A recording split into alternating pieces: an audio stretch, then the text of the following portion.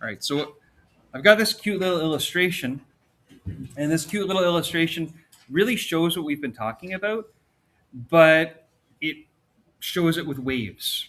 You know, like I've shown it with straight lines for the rays, and I think that rays don't really illustrate things super well. But you know, like if you think about waves, look, if I have a positive amplitude, positive amplitude, positive amplitude, negative, negative, and those positive and negative amplitudes reflect off of an upper surface, you can see that if the index of refraction is 1.43 for the wedged material as opposed to the incident material, you're going to get an incident inversion. Positive bounces back as a positive at that interface. Okay? And so I'm going to go back and I'm going to label those positive amplitudes for the reflected wave. And I get that these waves aren't color coded like my previous waves. So let me just add in a little bit of color coding here so that you can see the colors. The second wave that's going to get transmitted initially, it's going to reflect off as well.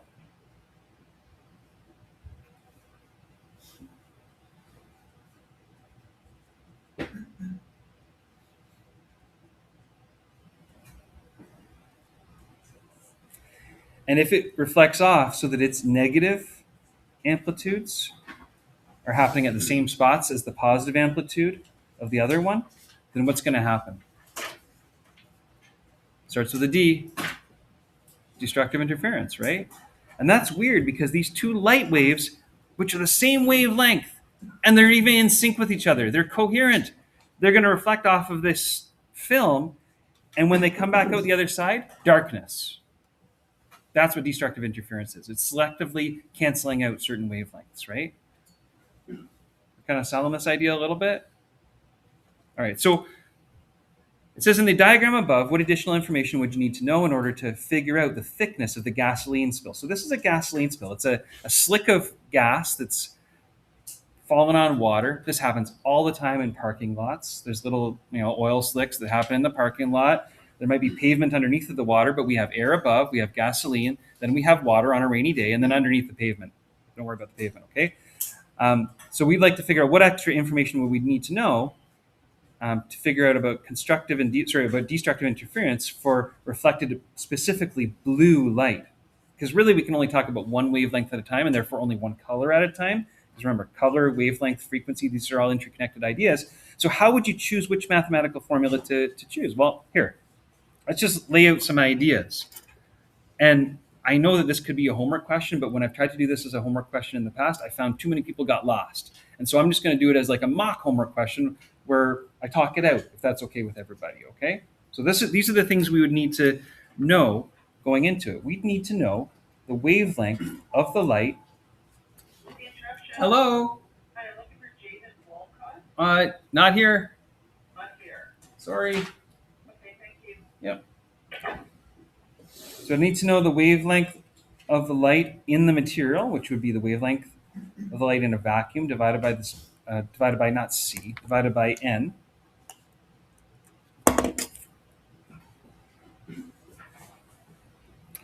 And I need to know that there's a thickness equation, 1/2 m plus a half times that lambda n.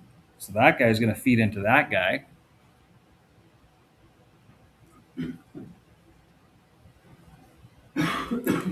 As I look at this, is this going to be an odd inversion or an even number of inversions scenario?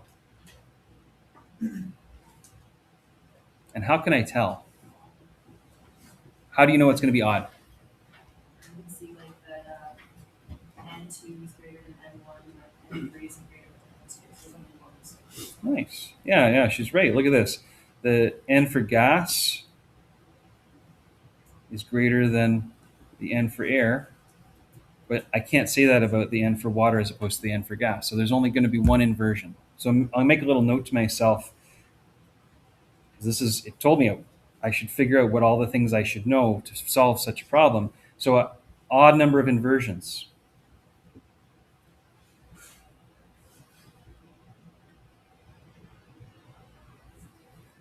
And what was I trying to figure out? Constructive or destructive? destructive. So of the options, T is equal to half m plus a half times lambda sub n, or m times lambda sub n over 2. It turns out that this guy here, I could go back and I could look at my notes, but in the odd number of inversion scenario, this is the destructive equation for thickness. So I'm going to put a box around it because that's the thickness that I would be concerned about. And the question says, how would you choose which mathematical formula to choose? Well, we've got that. We figured it out. What other information would I need to know? Well, I might want to know what the m value is. I might want to know what the lambda n value is. I do know the index of refraction of gasoline is 1.43. So that's something that I actually am given. And I don't know what the wavelength in a vacuum is. And so I would probably have to do some research because it says specifically that I'd like to figure this all out for blue light. So I'd have to do a little bit of research for the wavelength for blue light. So research. And let's just say that we did a little bit of research and wavelength, sorry, not the speed, the wavelength for blue light, lambda for blue in a vacuum is about 490 nanometers. We'd probably find it expressed in nanometers, and we'd have to re-express that in meters.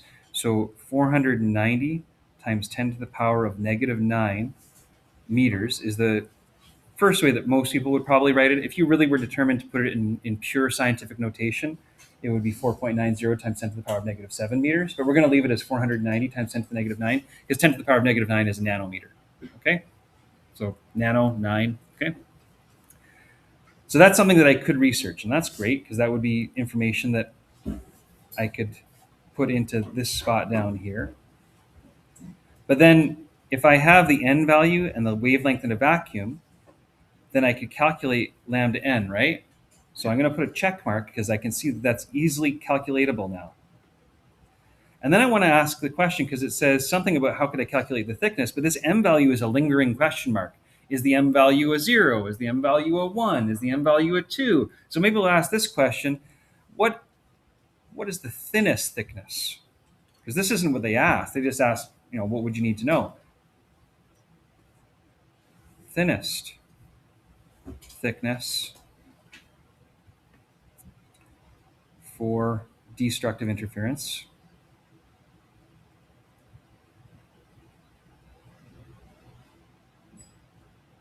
Well, which m value would I choose? M is equal to what? Got to be 1, right? If m was equal to 0, wouldn't that mean gasoline that doesn't exist? Because it would have a thickness of 0. So in that case, that's a silly answer. I know that 0 is an integer, but that's a silly answer. Notice that m could be 0 for the upper equation, right? For constructive interference. Can you see that?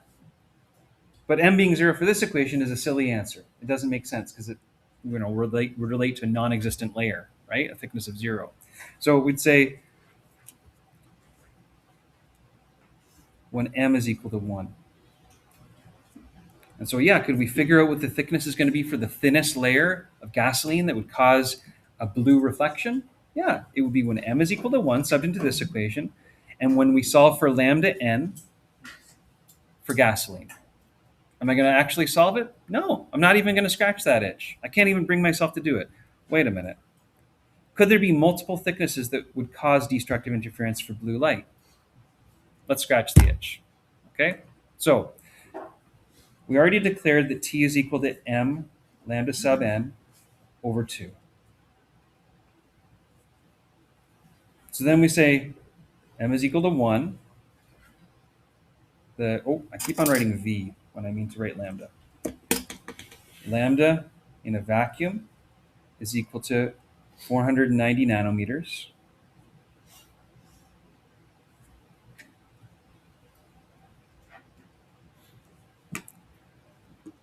I want you folks to try and do this, okay? Solve it for yourselves. What I'm going to do is I'm going to write the answer very quickly. If you can do what we just described up above, I'll tell you right now, thickness 1, when m is equal to 1, is going to be equal to 1.71 times 10 to the power of negative 7 meters thick.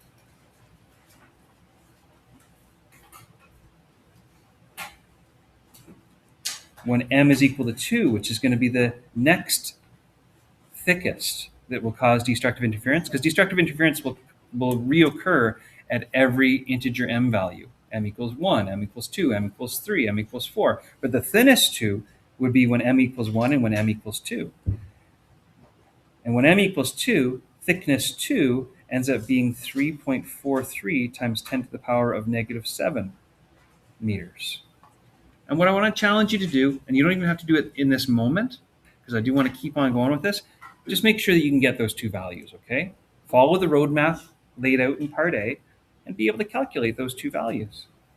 And then I want to look at C. It says, how would you approach it differently if you wanted find two gasoline film thicknesses that cause constructive interference for green light? And so rather than approaching this as like a mathematical thing, I want to be procedural about it. So I want to do like step 1, step 2, step 3. So step 1,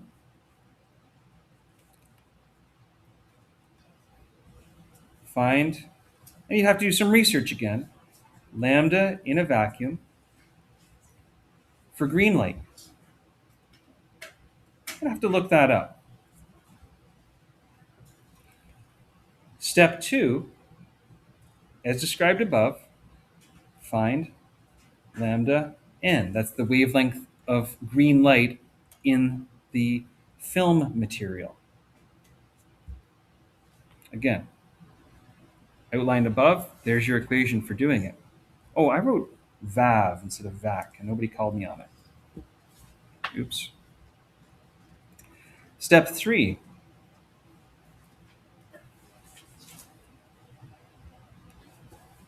Use T equals 1/2 m plus 1/2 lambda over n.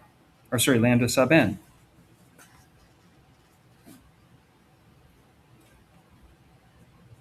And the reason we would do that is because it's the constructive condition for this scenario with an odd number of inversions. And then step 4, this is the easiest one, sub in and solve. Done.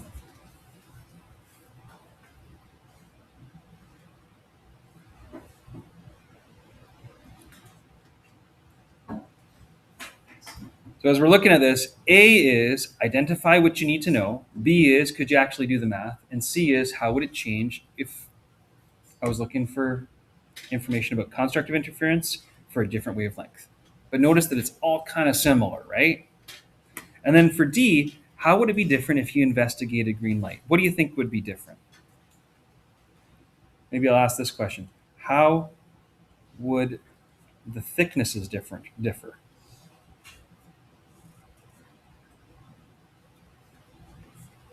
I want to have some number sense about this. And as I think about number sense, I just want to draw this continuum of squiggles and recognize where blue is on the continuum as opposed to where green is. Remember, really long wavelengths, that's the red end of the spectrum, right? Really short wavelengths, that's the violet end of the spectrum. And we think of blue as being somewhere around here. We might think of green as being somewhere around here. What does that mean about the relative wavelength of green as opposed to blue? Green has bigger wavelengths, right? So I'm drawing this picture to help us to brainstorm, to have number sense about this. We'd say green has longer wavelengths.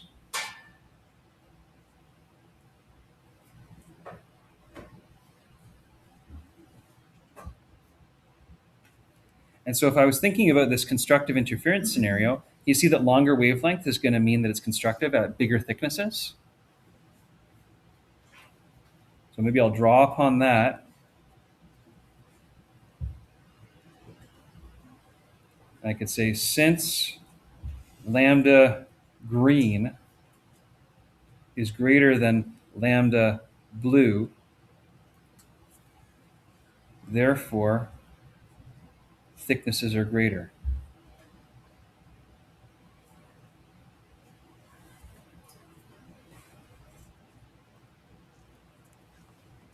I only bring that up because if it comes up, you have to like make sense of whether your answer is correct or not. You'd like to be able to brainstorm whether this makes sense. And it really is hard to make sense of whether something makes sense if you don't have like a tangible way to hang your hat on the ideas, you know?